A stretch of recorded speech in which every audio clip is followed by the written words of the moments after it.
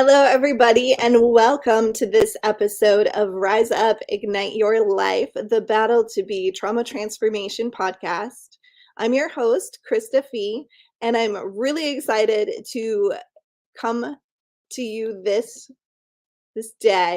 week, because this is our 1-year anniversary from our 501c3 nonprofit.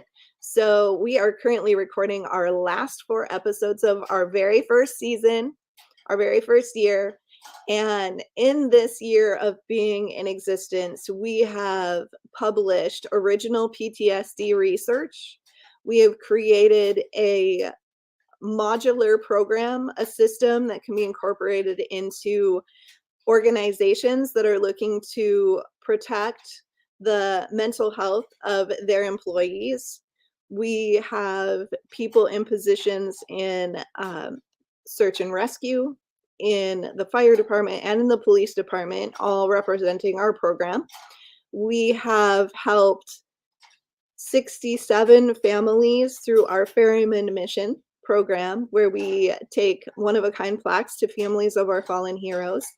Most of those are suicides, to hold space and to have real human connection with families that are feeling closed off or left out of the life that they have given so much for.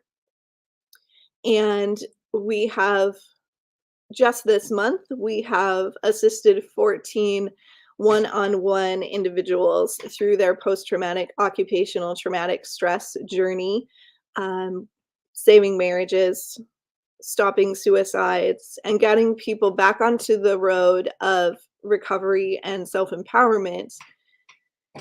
And all of this we couldn't have done without your support, both through watching our podcast, sharing our posts, and being involved in our program, and our sponsors and the donations that you guys make to our programs. We are 100% funded by our communities.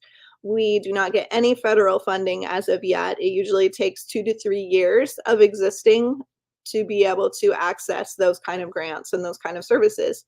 So you guys have shown us in this, just in our very first year, how much faith you have in us, how important this project is. And we are super, super proud to represent our communities in leading the charge against occupational traumatic stress and post-traumatic stress in our communities. So today I want to bring you an amazing guest who has an extraordinary background, not just in law enforcement, but in emergency medicine as well. So please welcome David Berez. Hi, how are you? I am wonderful. It's so great to have you here today. These are really important conversations to have, and I love bringing real people who have really diverse stories to show people that post-traumatic stress and the experiences of first responders, there's no cookie cutter way that this presents. It's not predictable. It's not everybody goes into a box. It's very unique to each of us, and we need to be able to recognize first responders as human beings and individuals first and foremost. So let's begin by talking about your childhood a little bit. Who was little David, and what did you have visions for your future and for yourself? Great question. First, I just want to say thank you for having me here today. And it's kind of exciting to be part of your anniversary episodes. I think that's really special. You guys are doing such amazing work with your organization. And one of the things that I have actually as my tagline for my email is earn your badge every day. And you guys are certainly doing that. So thank you for everything that you guys do. Thank you. So who is little David?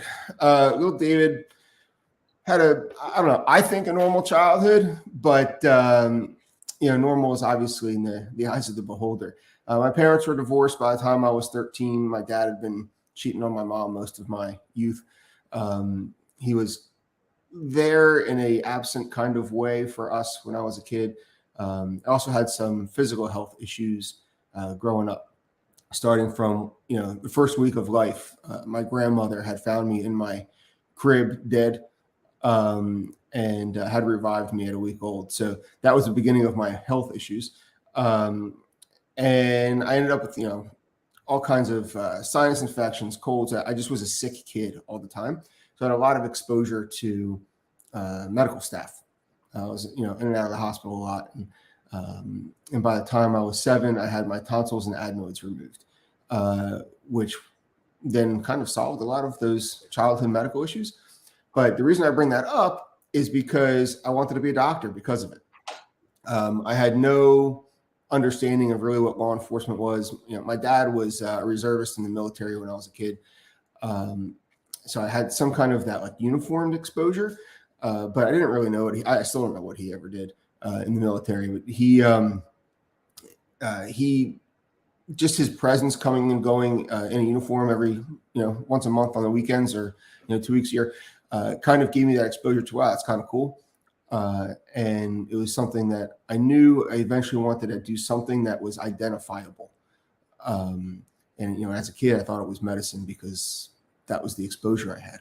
But as I got older and I realized the family stress that we were going through, between my parents' relationship and then their divorce, there was police involvement in that as an early teen. And I recognized the work that those guys did coming in, fixing our problems-ish.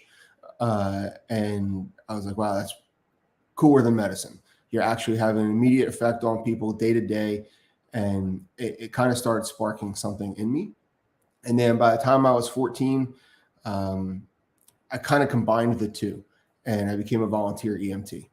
And it was cool to have the lights and sirens. It was cool to have the uniform, but it was also cool to help people when they needed it the most. And so I volunteered starting at the age of 14, became an EMT by 16. I was involved in all the rescue side as well. I was a rescue technician by the time I was 18, and took all those skills to college with me, and volunteered throughout my college experience as well up to the age of 24 when I became a police officer. But I think the primary influences in my life on the trauma side were certainly my medical health, and then my parents' lack of relationship and the mental abuse that went on inside my house throughout my childhood. It's part of the conversation that we ignore frequently when we talk about our first responders and we talk about occupational traumatic stress. We like to package it all up as being because of the job. But what we're seeing scientifically is that oftentimes there's a connection between adverse childhood experiences, which we talked about briefly, and going into these emergency fields. So we're also thinking that there is a predisposition towards reacting to occupational traumatic stress more significantly when we have these adverse childhood experiences. And you had mentioned that you've actually taken the ACE questionnaire, which, for those of you that don't know, ACE is a standardized questionnaire that tells us, it gives us some predictive information as to how significant the trauma background of an individual is and whether there's developmental trauma present. So the higher the ACE number, the more questions you answer yes to, the more likely you're going to be, theoretically, to experience occupational traumatic stress in the future. So you were surprised when you took that questionnaire. I was, as kids, we don't think about these things, right? We just deal with them and we move on. Some of them stink, some of them just whatever. And as an adult, I'd never really, as you alluded to, thought about all of those childhood experiences and how they led me to where I came through in my career or to where I am today. And about a year ago, when I was introduced to the whole ACEs concept and took that test, I was like, holy cow. I was like a 7 out of 10 on that thing. And, beyond the recognition of the childhood trauma and where that may have led you today, that higher that score also leads to a propensity of suicide. So the one thing it did for me is it allowed me to recognize that my own chances of self-inflicted harm, if a trigger, would come my way would be higher than somebody else experiencing the same thing. So it's something I'm conscious of, that I don't allow myself to slip into that space. The other thing that's really interesting about this test that I'd like to mention briefly is, did you feel at all diagnosed or stigmatized by having this knowledge, or did this knowledge actually provide you awareness and tools that you could look at and see those vulnerabilities and go, oh, hey, I can solve this. This is not something that I have to be a victim to. Yeah, and I never really had the victim mentality to begin with, no matter what stage of life I was in. So I don't feel that having that knowledge now puts me in that space, and I don't feel stigmatized at all. I feel empowered, to be honest with you, because now I know that the scientific possibilities exist, that I am in a more vulnerable place for my own mental health than somebody else that has, had the same exact experiences as me as a professional, knowing what my childhood background was. So I'm just it makes me conscious of it, to give me, it's just another tool to be able to support yourself, and support others, to be quite frank. Because when other people that you work with or have relationships with have a conceptual idea of their background and how that plays into their mental health, I think you can help support them through their current challenges. I love this mentality. I love your strength, because this is a challenging conversation for people. Sometimes people take that information as it's inevitable and there's nothing they can do about it, when what this information is supposed to do is what it's done for you: give you power and choice to say, this is a potential vulnerability. I can address this. I can take charge of my life and make sure that this doesn't have a negative outcome for me. So It gave thank me you. context. It gave me definition. And it's, again, just, it's an added tool, and it shouldn't be used as a weakness. It should be used as a strength, for sure. Yes, I love that so much. So talk a little bit about your experience uh, in both of those positions, in your law enforcement and in your emergency medicine.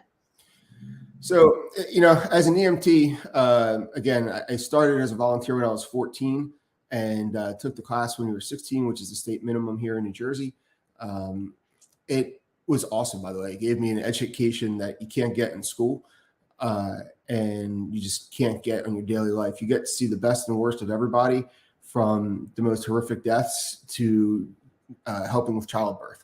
So it's the two ends of life. And at the age of 16, let's say 14 to 18, when your brain development is at its peak, a lot of those experiences become a great education, but at the same time, they're not being processed properly, because your brain doesn't have the ability to do that. So it just, you never deal with the emotions of it. You're dealing with the process of it, of the event itself, not what you're thinking about long term. And then as I went through finished college, went through the police academy, and did 20 years in law enforcement, again, you have all these experiences that you don't process in real time. So then they end up sitting with you in a box in the back of your head. And at the worst times in your life, they open up and spill out all over the place. But it's honestly, I loved my career. I was, during my police career, I was mostly narcotics work. I was a drug recognition expert. I loved that. I became an impairment expert, recognized in courts all across New Jersey for that, which was a great experience. And then the community policing aspect is also something I really enjoyed. The benefit of seeing a smile on a kid's face when a police officer does something for them is really special. And that's what really got me up every morning to go to work. And I loved every minute of the community policing aspect. You like people. It's funny that you say that. I do love people, but at the same time, I hate people. And most cops will tell you that. We see the best and worst of folks, and nothing really in between. So when you're doing that community policing work, you really see the good humans in your community, in your world. But when people call for the police because they need them, it's at their absolute lowest point in life. And you see more of that than not. and then you become jaded and you hate people. But for the most part, yes, I love networking. I love being with people. I love supporting folks in the best way that I know how, that I can, because that's what makes me feel good. Do you feel like there's any connection, or was there for you, in having the childhood experiences that you had and then choosing to go into a helping profession? You have to believe that there's definitely a connection there. When I teach the resiliency program that I'm involved with, one of the things that pops up regularly is sexual assault. And I know that's a really heavy topic, but this is not scientific research at all, but I would have to say somewhere around 80% of the women in law enforcement that I've come in contact with, especially through the resiliency program, have been sexually assaulted as kids, or even as young adults. And about 60% of the men. So like every time we open these classes up and we have the introductions, it's amazing to me how many law enforcement officers have had these adverse childhood experiences, obviously sexual assault being the worst of it. And just, you got to believe that those experiences have led all first responders, even medical staff, to doing the work that they do, because it helps solve some of their own strife and their emotions to be able to give back and help others, especially in response to those that helped them along the way. So I think, yeah, there's absolutely a connection there. And have you been diagnosed with post-traumatic stress? So I've never gone that route. I've never had a diagnosis. I've never sought psychological assistance in the conventional way.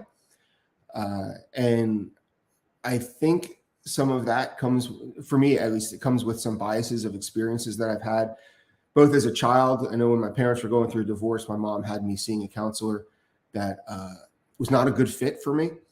And I think when you do seek that kind of help, cultural competency is very important, and it's not going to be the same for everybody. So that was my first exposure to it and turned me off right away. And then as an adult and a father, I have a son who we brought to seek some professional counseling early on in his childhood,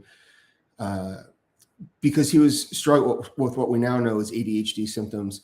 And we didn't really understand that at the forefront of his expression of his symptoms. And so we sought some psychological help. And I'll never forget this. The psychologist told my son in front of me that I was most of his problem, which comes from my law enforcement background. Oh, wow. Yeah. So it really turned me off from ever going to see anybody in the mental health field like that again. And I know that's not fair, because there are so many great counselors out there. There's so many great doctors and psychiatrists, psychologists. But I didn't cross paths with one that was culturally competent in the experiences that I had. And it really soured me. So I never got diagnosed. No. Long answer for a short question. No, it's really interesting you say that, because this is a conversation we have very, very frequently. And I am seeking education. I'm going for my doctorate and I'm following that traditional pathway. But what's really interesting is most of the clients that I work with, most of the people that come to me, have come to me because they've gone that traditional pathway. They've sought a therapist or a counselor that's more traditional, and they didn't have the ability to work with trauma, or they didn't have the ability to work with first responders. And there's two really high level specialties there. Working with trauma is its own set of tons of different, like, you have to know a lot of different things that aren't just normal psychology.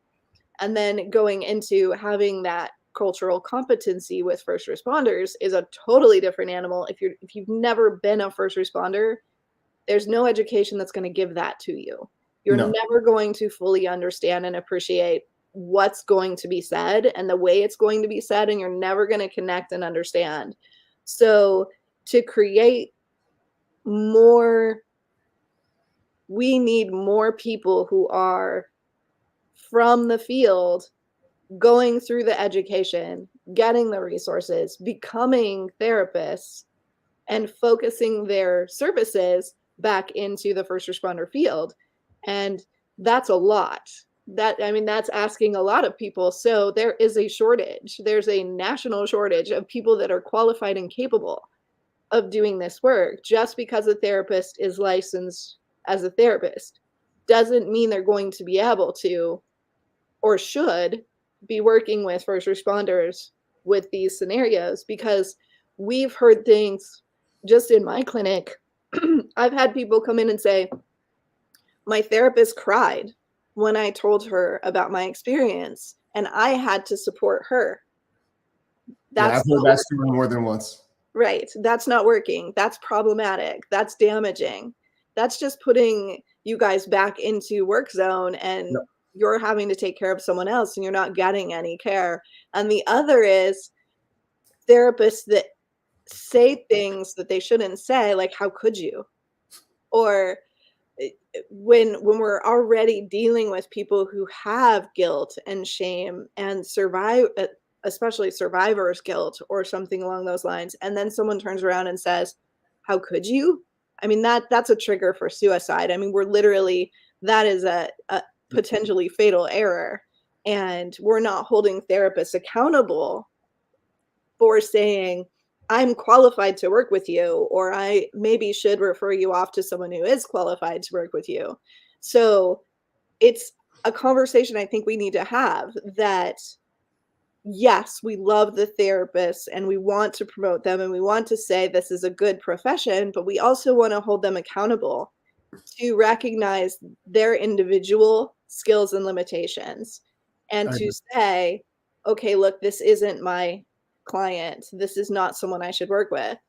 And to build relationships with other resources that are qualified to work with first responders, because it is very unique and it does require a different skill set.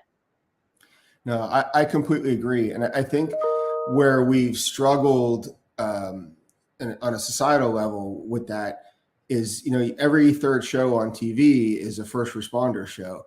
So, I wouldn't go in to defend a murderer or prosecute a murderer because I watched 3 episodes of Law and Order.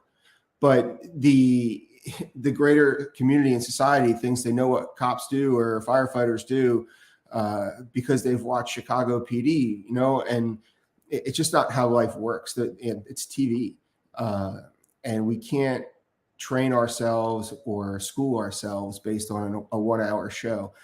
And I think that has creeped into all parts of our society. And you're right. For a therapist or a practitioner, mental health practitioner of any level, needs to understand that accountability is what needs to be had to make sure that that first responder gets the appropriate care that they need. Ooh, I'm pushing buttons today. I don't usually challenge the field too much, but being in the field and observing so much and seeing so many people who fall out of that system, uh, there are times it becomes very frustrating, because we depend on those titles, we depend on those jobs, not knowing, as people who are seeking services, not knowing how to find that match, not knowing how to find that person who's going to be for us, because there's no specialty.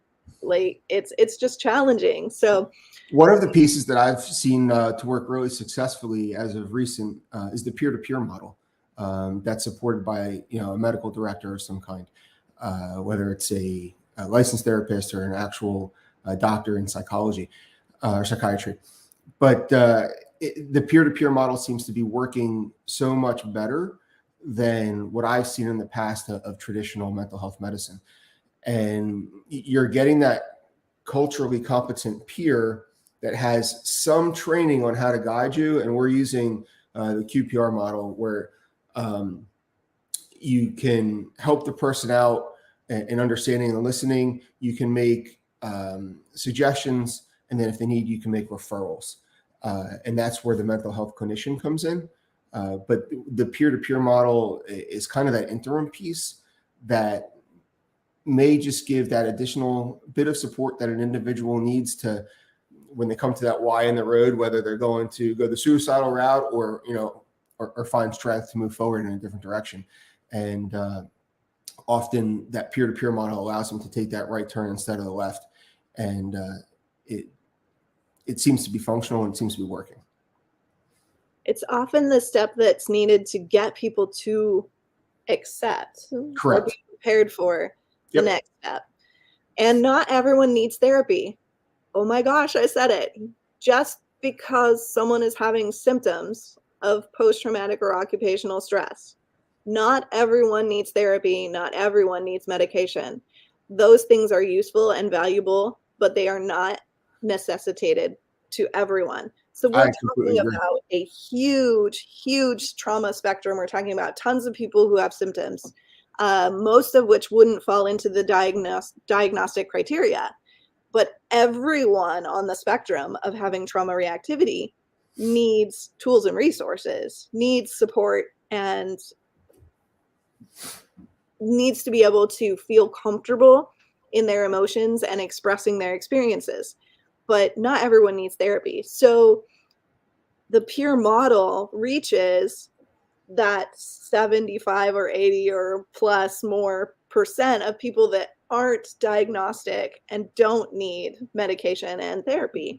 So most people are in that sub diagnostic area. And if peer support were universally accepted and universally applied with high quality training, I think we could probably get underneath the problem and we would actually see a shift in the suicide rate, in the suicide numbers. And I think one of the best preventers of all of that are the buddy check-ins.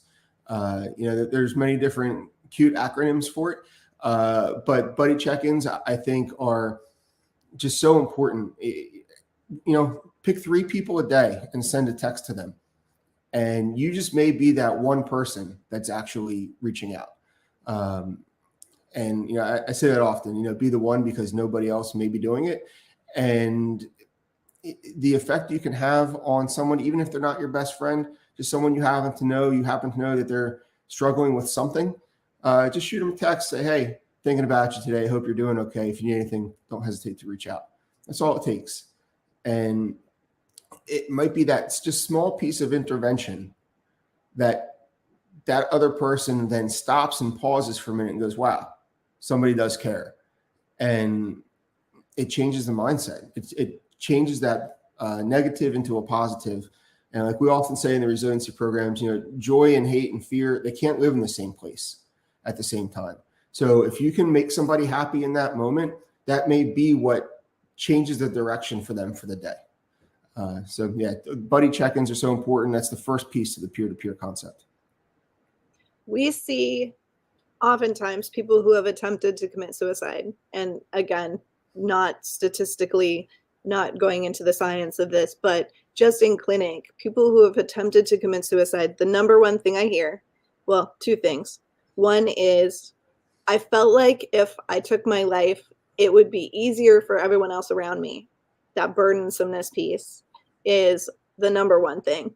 And the other thing that I hear is, if someone would have just said something to me that day, if someone would have just noticed that I was around or just said, hey, like if someone would have said anything to me, it would have changed everything. And that there's that very, very small window of doubt when somebody's suicidal. And it just takes that phone to ring, that text to come in, that changes the whole course of what's about to happen. And so it's so important just to reach out to your friends, even not your friends, just colleagues, coworkers, anybody. Just be the one to care.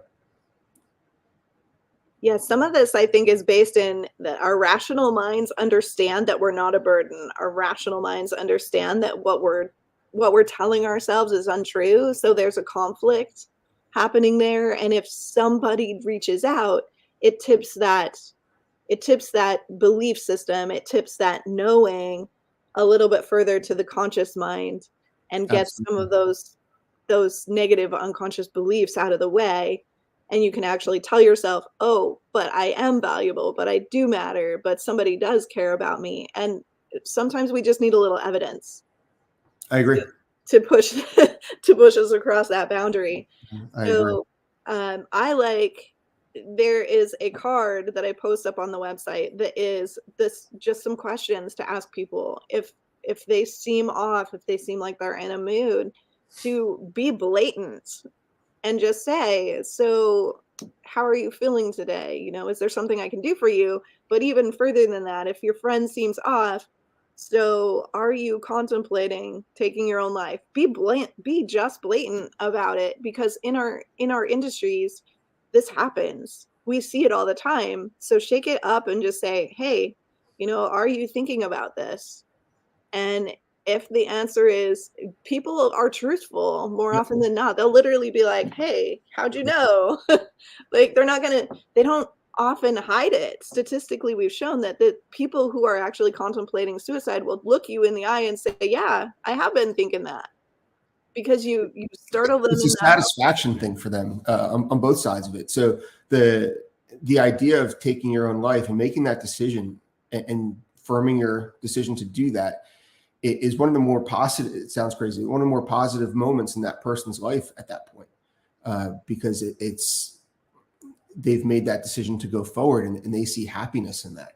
So quite often before, or you'll hear actually post completion of suicide, you'll hear, "What, man, that person just had the greatest week I've ever seen them have."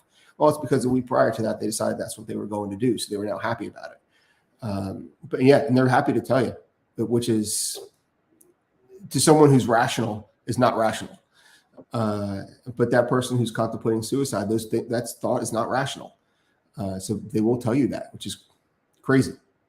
And I wish I knew that earlier on in my life, because we've all lost people to that. And that's kind of why many of us do this work. And my buddy Danny, who took his life January 29th of 2020, that sent me down this course of trying to help others in this way.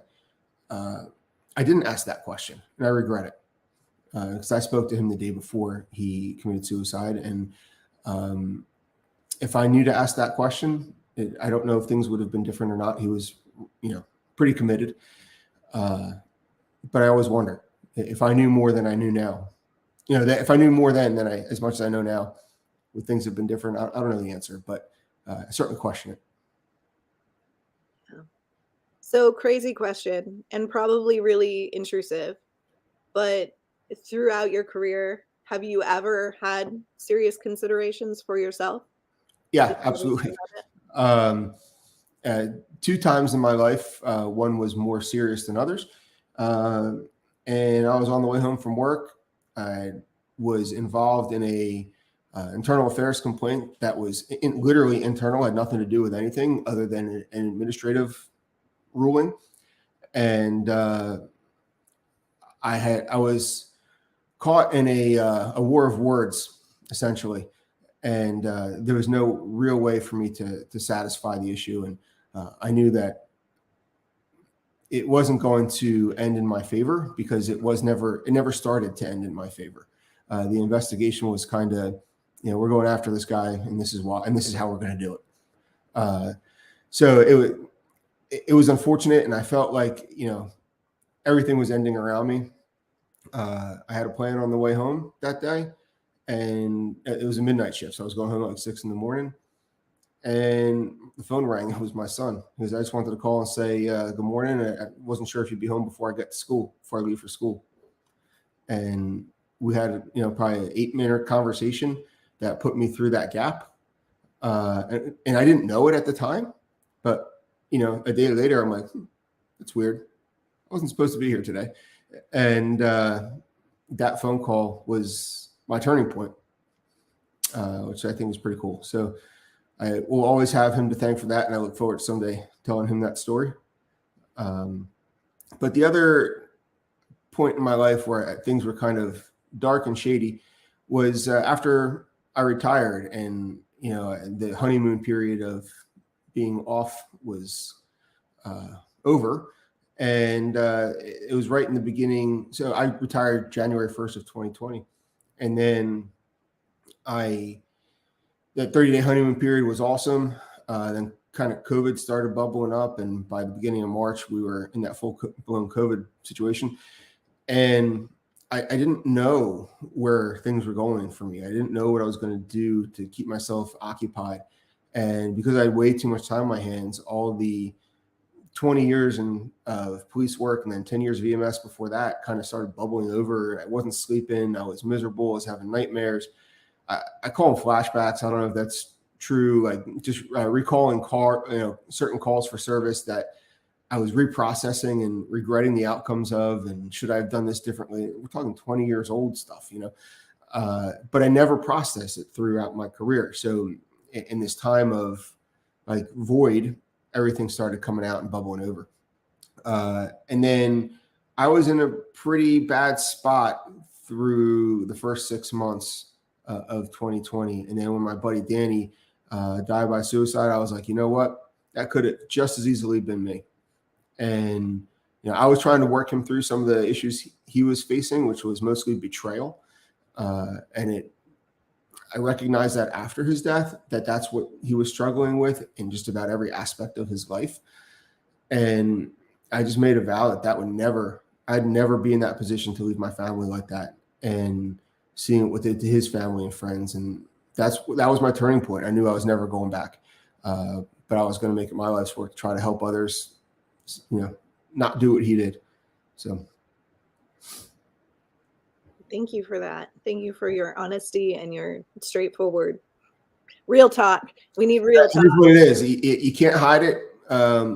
As first responders, we all get to a dark place. We just see the worst of life sometimes, but we have to be able to process it. And certainly, processing it alone is not helpful, I don't think.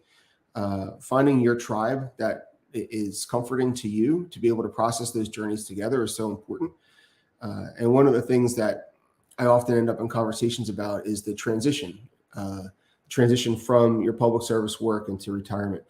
And you have to do it with purpose, and you have to do it with people.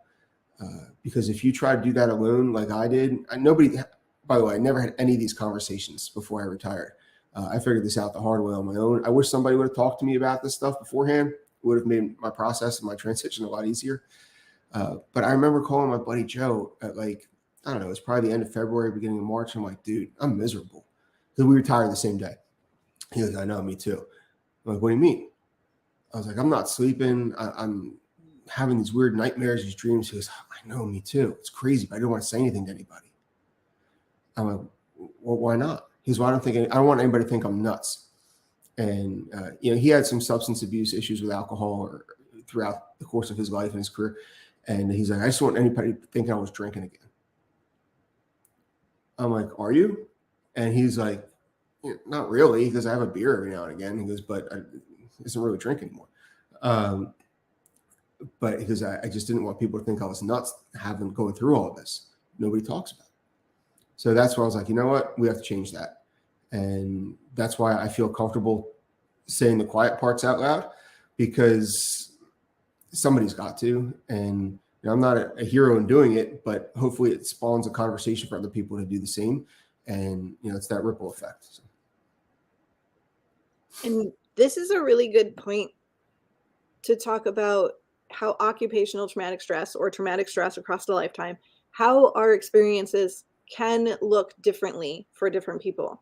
Because many of my guests, many of the people that I've interviewed in the past have had a progressive, cumulative trauma experience. So their symptoms hit relatively early on, 5 to 10 years into their careers, and they are not coping appropriately. And it just gets worse and worse and worse and worse until it hits a culmination point where your experience is much more like mine.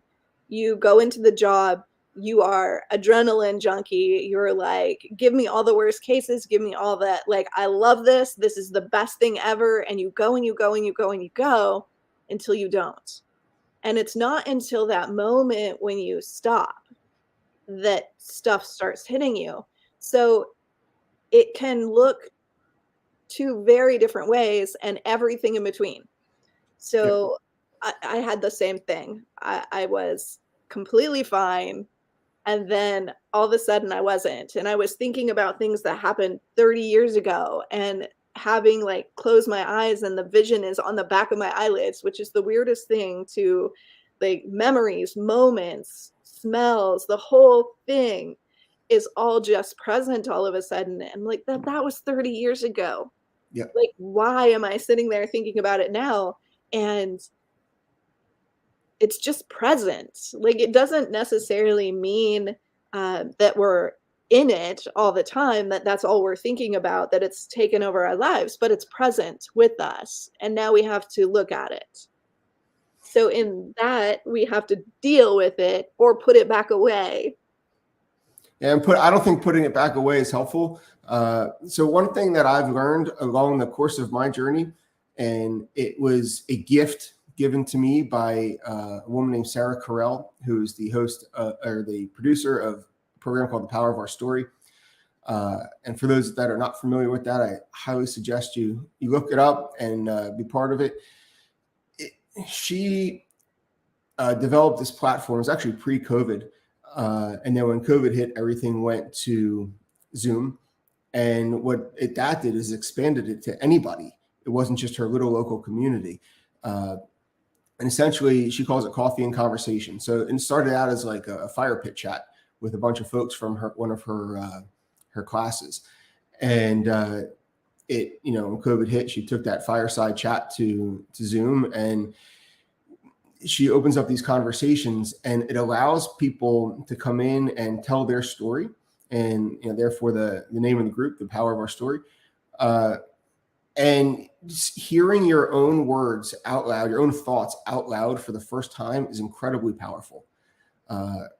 And being able to just let your thoughts just exit your body through the power of your story, and telling it out loud like that is just, it's cathartic, but it's also so helpful for other people to understand that they're not going through this process and this journey alone.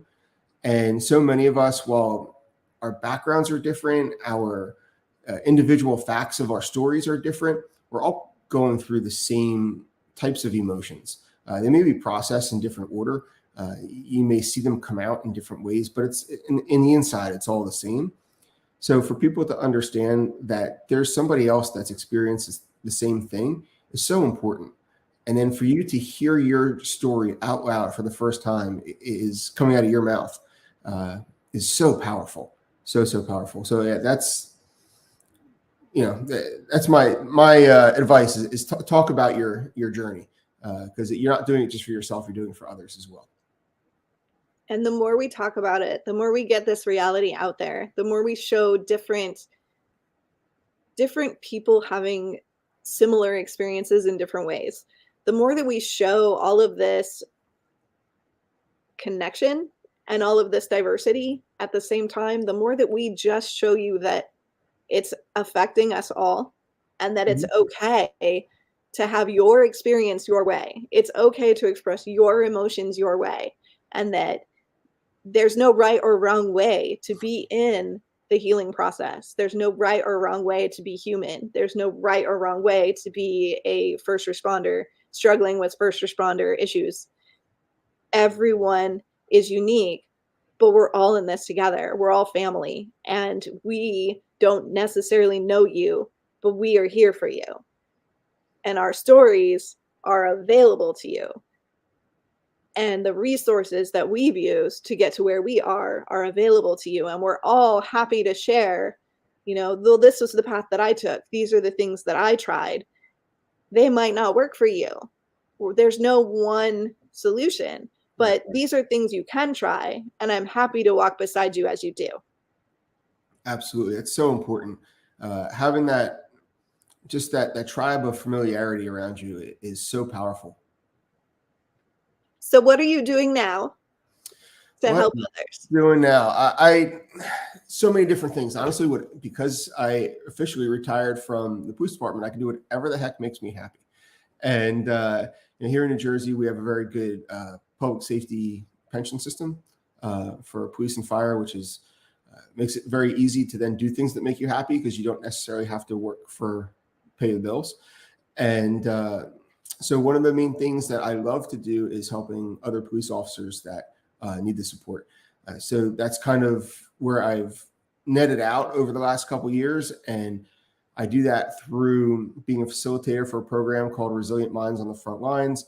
I'm also a consultant for New Jersey's Office of Resiliency for Law Enforcement, which is through the Attorney General's Office and the Department of Public Safety.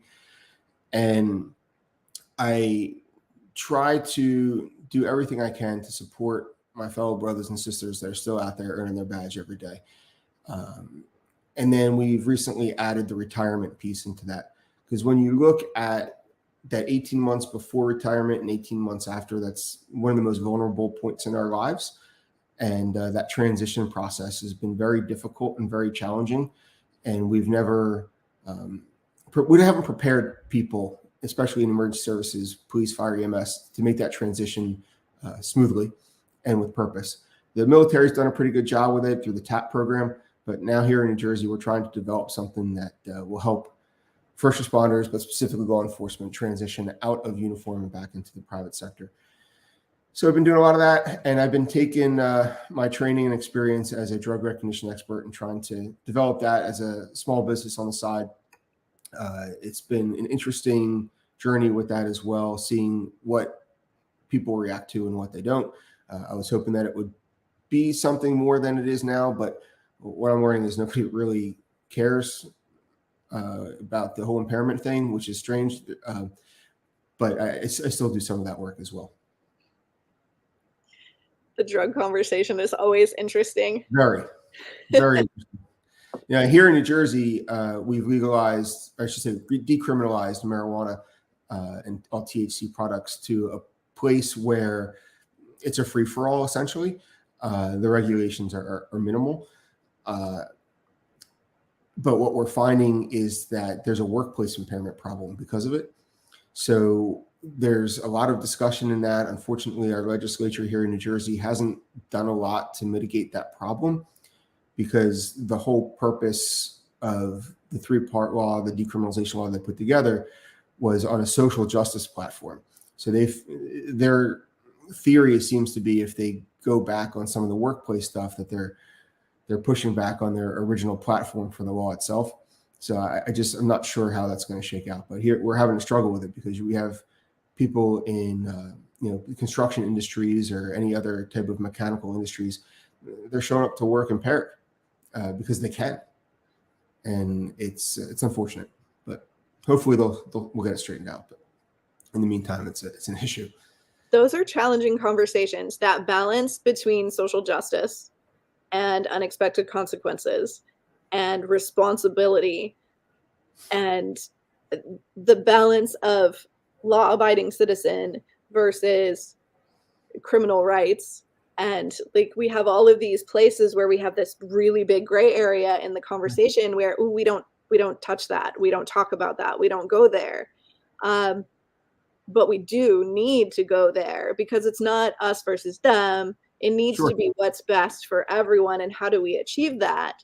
In my mind, it's safety versus not safety. Right. I think we're losing that clarity of creating safety, because we're trying to do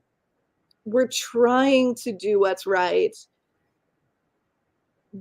but we're missing so many pieces. So people are not looking at big pictures anymore. They're looking at one tiny piece and trying to solve one tiny piece, but you don't create laws that way. You have to look. No, it's true. Without trying to take this conversation off the rails, one of the big pieces that they originally put into New Jersey's legalization process, which has since been removed, they criminalized law enforcement. Literally, it became a fourth-degree crime for law enforcement to tell a parent that they had contact with their child in public who was under the age and using cannabis. Let's process that for a second. As a police officer, you were going to jail for a fourth-degree crime, punishable up to a year in jail. Sorry, fourth degree, so 5 years in jail, $1,000 fine if you told a parent that you had contact with their underage child in possession or using cannabis on the street. But they have to be 18 to purchase cigarettes. Correct. Well, in theory, you have to be 21 to purchase any THC product in the state of New Jersey as well. It kind of follows the alcohol guidelines. But essentially what they were doing was they were criminalizing the contact so there wouldn't be any. But But that's where this law started out in New Jersey. So priorities. Yep. Well, and all of that, it's a little bit off the rails, but all of that comes back to, It's a mental health thing for the cops, for sure. right, to the experience of being a first responder, having to work in the environment that we're currently working in, Correct. having to adapt to the new ways of policing, Correct. that they're more at risk than they've ever been of being injured or killed in the line of duty. Yep. And they now are accountable for every contact in ways that they've never been before, and they're vulnerable. They're Absolutely. not in a position where they can ask questions and stop someone and just say, "Hey, what's up?" Because everything is about, how vulnerable am I going to be in this situation? Am I going to get in trouble? Am I going to lose my job? Am I going to be prosecuted? Like, all of this is in their minds, which drastically increases their stress, which drastically increases fear, which is going to lead to inevitably more suicides, more post-traumatic stress diagnosis, more domestic violence, more addiction. Like, we're exacerbating this problem instead of focusing on solutions for this problem. So even though it was a little off the rails, it really wasn't. Yeah, great comeback, though, I must say. Great way to tie it together. I love that. No, everything is connected. To put some stats on that, taking out the COVID numbers, because that kind of really skewed law enforcement deaths over the last couple of years. But when you look at officers murdered in the line of duty rather than killed in the line of duty, has been out on an average of 15% year over year for the last 4 years, and which seems like a lot, and it is. And that number shouldn't be going up; it should be coming down. However, law enforcement suicides are up about 50% year over year over the last 5 years. Now we're about 3 times the amount of suicides than we are officers murdered in the line of duty. It's crazy. And a lot of that has to do with the way policing has changed so dramatically, and the ability to not properly adapt to that, because it's such a shift, such a dramatic shift, that it's almost not processable for somebody that's been in the career for a while. How important do you think social perception is? Do you think that there is a change in the way officers feel about themselves? Two separate questions, I think. But I think social perception is big. And I can speak from my own personal experiences, but also looking through the window from the outside. One of the biggest pieces that most cops absolutely embrace is the community policing aspect of our jobs. And so that is about making people happy. That is about building relationships. That is about wanting people to appreciate the work that you're doing, not just for them, but with them. Because law enforcement can't police their communities with 100% success on their own. So much of that comes with the shared responsibility of the community itself. And so those relationships and that perception is such a big part of the job that without it, we have 2 separate dichotomies. You have the law enforcement side and you have the community side. And if we don't bridge that gap, and that comes with mutual respect and admiration of each, it's an unsuccessful position for everybody. So I think that is very important. And then on the other side of that, I think officers certainly thrive on those positive relationships and the community looking up to them as a resource. It's not an ego thing. It can be certainly perceived that way, but I don't believe it to be. It's just, it makes you feel purposeful when you can help and support somebody else. And in the law enforcement world, that's why we're there. We're there to protect and serve the community with purpose. And I don't think anybody should get into that job of law enforcement if that's not your goal. If your goal is the good pension or the shiny badge or the fact that, as we used to call it in the police academy, the CDI factor, the chicks dig it, that's not the reason to get into the job. You have to go into it with purpose, and you have to be there and prepared to serve your community at all costs and build those relationships, because it has to be done together. So yeah, is it hurtful when it goes the other way? For sure. Is it a source of some of the stress? Absolutely. Because if that tension is built there between the agency and the officers and the community, it's not a recipe for success. No, I often hear, I went into the job because I just wanted to help people.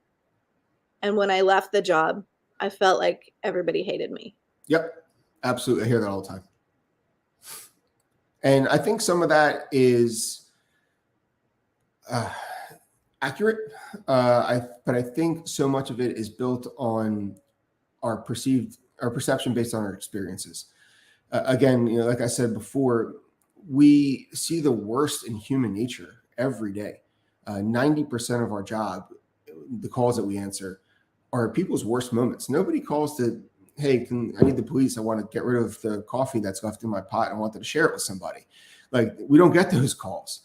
We get the calls when there's domestics. We get the calls when there's, nasty crashes. We get the calls when 15-year-old children just, beat the crap out of a parent. And then they expect us to fix in 15 minutes what they created over 15 years. You're put in these positions to support people in their worst moments, and they want instant gratification from it. That's not life. That's not how it works. So you walk away from your career after, 20, 25 years, and you do think that people hate you because your successes are limited, but it's so important that we point them out to each other. And it's so important that you are recognized for them throughout your career and at the end of your career. One of the things that I always struggled with was we had, these year-end award ceremonies every year. You might get a life-saving medal for having successfully performed CPR and the person's still alive. Or maybe you got something for a rescue that you did, or for saving somebody, whatever. But when you take a step back and the community looks at the accolades that the officer's getting, it's because somebody else literally had the worst day of their life. So it's this really weird mix, but you're not rewarding the officer for that other person's tragedy. You're rewarding that officer for something that they did above and beyond what they're supposed to do. You have to recognize those wins. Otherwise, what's it all for? We don't want to go out of the career only remembering the lives that we lost, the people that we couldn't save. The 18 times we went to the same household for a domestic violence incident, and then the victim was, found deceased a week later, and we couldn't fix that, because that happens more times than we like to admit. But you got to recognize those wins, and you got to support each other through those wins. And at the end of the road, when your time is over and your career's done, that's what you have to remember. Those are the moments you have to capitalize on, because otherwise, what was it all for? Yep. Can't save everyone. Nope. It's the hardest life lesson any of us can ever learn. You can't save everyone. And you do have to celebrate the small wins. And that's everyone. That's not just first responders. Literally, the biggest sign, the biggest telltale for people who are happy and people who have fulfilling lives is the ability to focus on solutions instead of problems, and the ability to see the positive in every single day and to recognize those wins. So that mindset of being able to focus on the wins and accept the losses as just inevitable, I agree, can change the outcome so drastically. And those are skills. Changing mindset to follow that pathway is not natural for most people. It's not normal for most people. It's a practice. absolutely. Practice because you have to keep trying every single day to do it. So it's just another skill, just another tool in the toolbox. And that's what we often talk about through the resiliency programs. Is most of the resiliency stuff is a pre-boom exercise. We're not looking to fix anybody on the back end. That you got to do on your own. But if we can give you the tools So when you get to that boom moment, you have them to then spiral yourself back out of that in an upward direction. So you're not going downward into this dark hole. The further down you go, the farther you got to climb out of it. And obviously that's pretty basic, but you can't let yourself sink too far. And one of the phrases we use is catch yourself catching yourself. And it's so important to recognize when you're having that moment or when that slide is occurring, and go back to that toolbox that you were given that over the course of your life, or any course that you took, or any class you've had, and use those tools to kind of find your way back out slowly, but find your way back out. And again, that joy and misery can't live in the same place at the same time. So be grateful for things, see the little wins, understand where you've come from, the positive you've had on others. And I'm not really a religious guy. I know a lot of people in this space are. I try to work on my spirituality as much as I can, but I'm not a religious guy. But one thing that, I've always remembered from my religious school days was to save one life is to save the world. And if you weren't there in that moment, that would have just been another tragedy. So if you can just capitalize on those positive moments and recognize the positive effect you've had on the world, and just keep doing it.